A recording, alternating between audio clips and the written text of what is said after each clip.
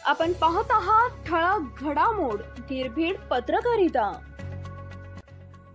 अल्पवयीन मुलाच्या गुन्ह्यासाठी आईला भोगावा लागणार तुरुंगवास। दारूसाठी पैसे देण्यावरून झालेल्या हाणामारीत अल्पवयीन मुलांनी गुंडाचा दगडाने ठेचून खून केल्याचा प्रकार समोर आलाय। ही घटना रामटेकडी परिसरातील वंदे मातरम चौकात मध्यरात्री 1:30 वाजण्याच्या सुमारास घडली। या प्रकरणी वानवडी पोलिसांनी 6 जणांना ताब्यात घेतलंय।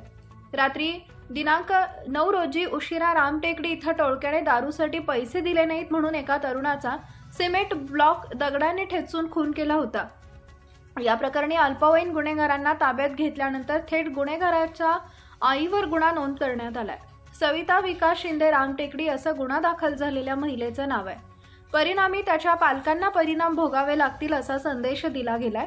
नेमकं काय आहे प्रकरण?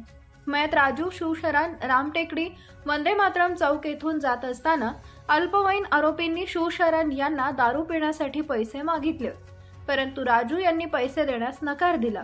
त्यामुळे अल्पवयीन गुन्हेगारांनी सिमेंट ब्लॉक दगडाने शिवशरण यांच्यावर जीवघेणा हल्ला केला आणि त्याचा खून केला। या प्रकरणी अल्पवयीन गुन्हेगाराच्या पालकांवर गुन्हे दाखल करण्याची मागणी राजू शिवशरण यांच्या नातेवाईकांनी केली।